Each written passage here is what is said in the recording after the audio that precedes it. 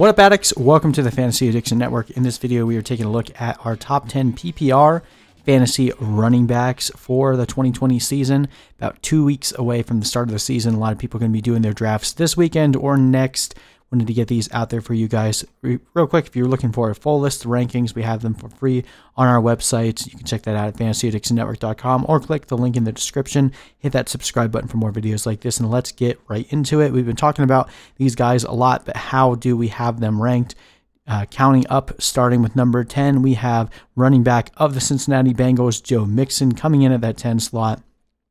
With Joe Burrow coming into town, we're expecting this offense to take a decent step forward. Offensive line should be improved a little bit. I'm not really excited about the defense there in Cincinnati, so they probably won't be able to command a lot of games by just grinding it out.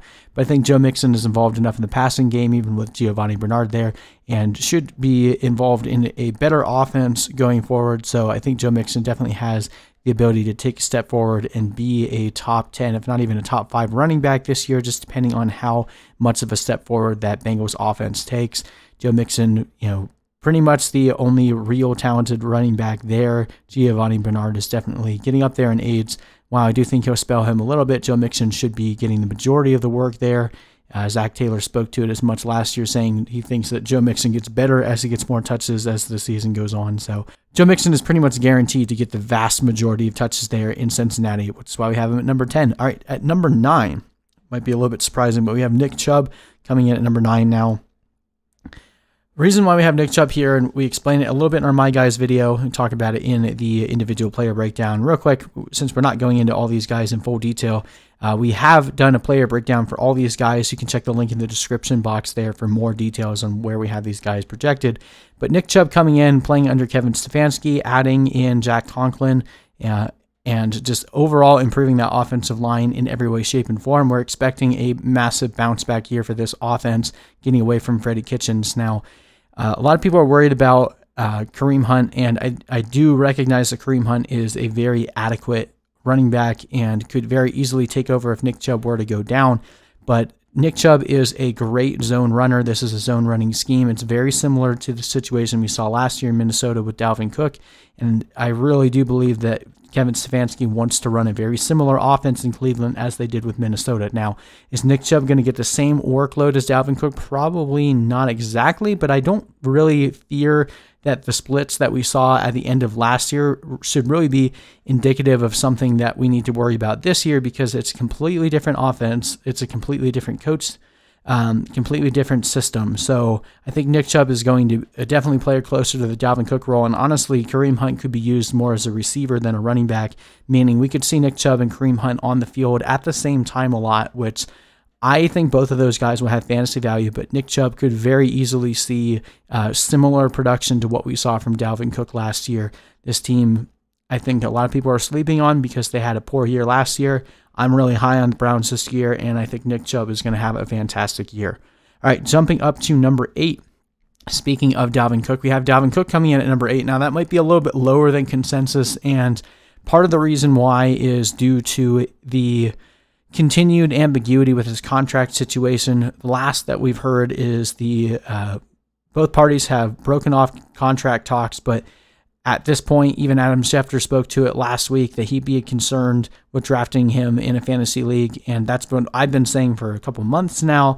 If they don't get a new deal done, we still have to worry about Dalvin Cook potentially missing time in the season. The CBA only speaks to him having to report for the entirety of training camp. He can still miss games and accrue a season based on the way the language is done there. And it makes sense because you would have heard more fuss about this in the CBA if they were basically taking away players' rights to hold out. All it's doing is really making them show up for training camp and hoping that that will inspire them to want to play the full season. So while I have no idea whether or not Dalvin Cook is going to hold out, and I would really hope he wouldn't, especially after seeing how terrible that went for Le'Veon Bell and Melvin Gordon. Hopefully he's at least seen the way that works for running backs and is choosing to play his contract out and get a contract next year. But there's still the chance that he sits out for a portion of the game. So if you draft Dalvin Cook, you absolutely have to draft Alexander Mattison. I also think this defense is going to be much worse in Minnesota, so they probably won't be able to grind the game out nearly as much as they did last year, but Dalvin Cook should still have a pretty decent ceiling week over week, even if his floor is a little bit lower. All right, jumping up to tier 2, we have Derrick Henry. Arguably could be even higher. Now, a lot of people are banking on Derrick Henry seeing some regression, but I don't really care that much because there's not really anyone else in that backfield to steal touches from him other than Darrington Evans, who hasn't really been doing that well in training camp. Derrick Henry also getting praise for his ability to catch the ball, looking more comfortable out there in the receiving game. Derrick Henry could be getting closer to 40, 50 targets this year, and that would be insane with the amount of carries that he's already getting.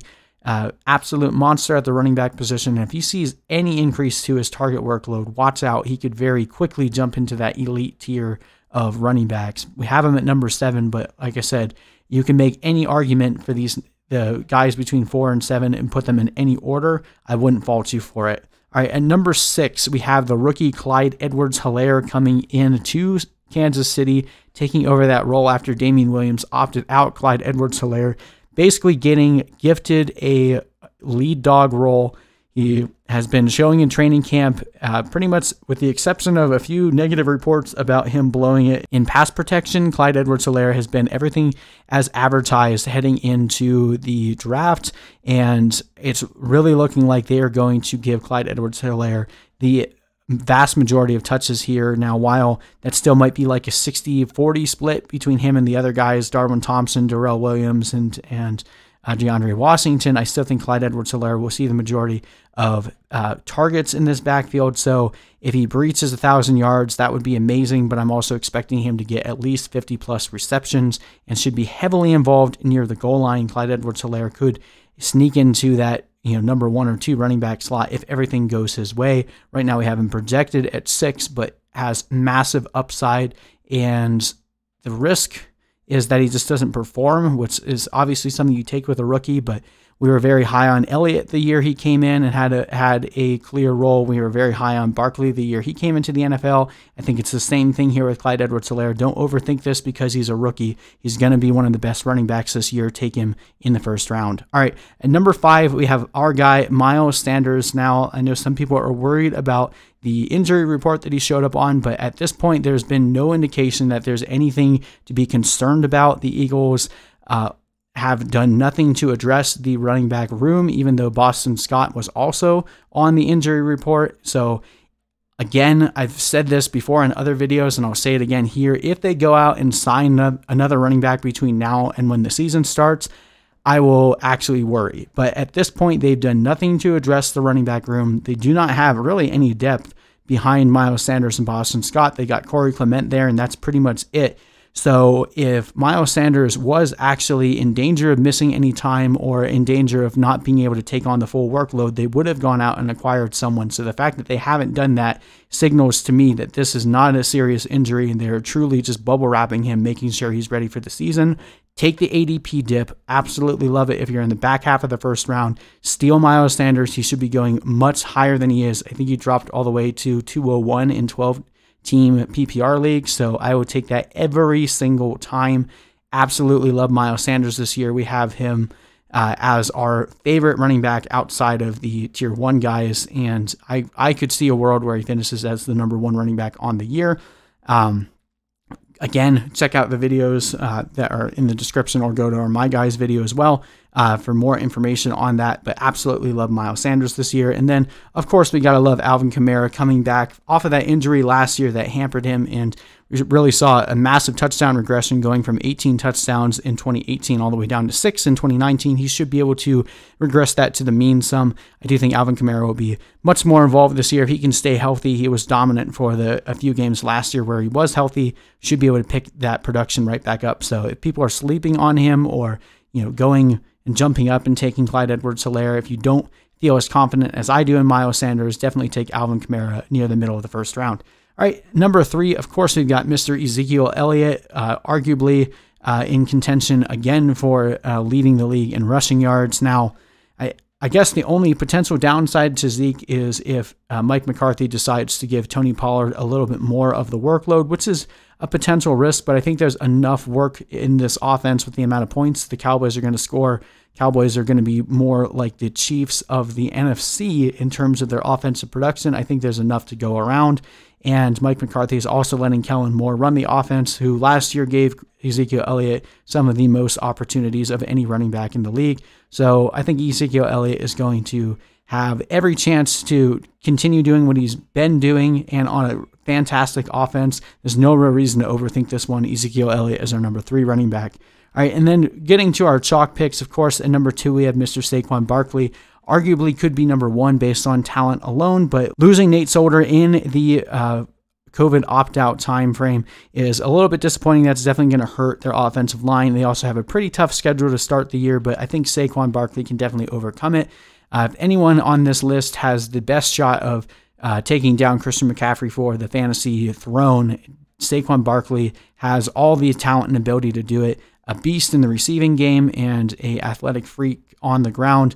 Just an absolutely ridiculous athlete. Love Saquon Barkley, and think he very easily slots in at the number 2 at the running back position. But of course, number 1, Christian McCaffrey. Now, we haven't seen a repeat of running backs finishing in the first spot 2 years in a row since Priest Holmes back in 2002. But if there was ever a running back that was going to repeat, Christian McCaffrey most certainly could be that guy. Last year, he was so far ahead of the second running back. It was basically like starting 2 players in one position last year, finishing with over 450 fantasy points.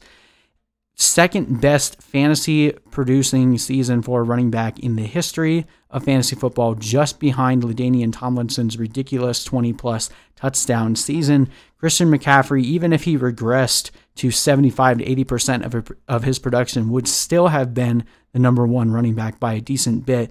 I think I saw a stat that if Christian McCaffrey had stopped playing in week 12, he still would have been the number 1 running back on the year. Absolute dominance last year, bringing in a Joe Brady-led system that utilized Clyde Edwards-Helaire a ton in the passing game there in LSU. Christian McCaffrey is still going to be the focal point of this offense, and arguably Teddy Bridgewater is going to help keep that offense on the field more often.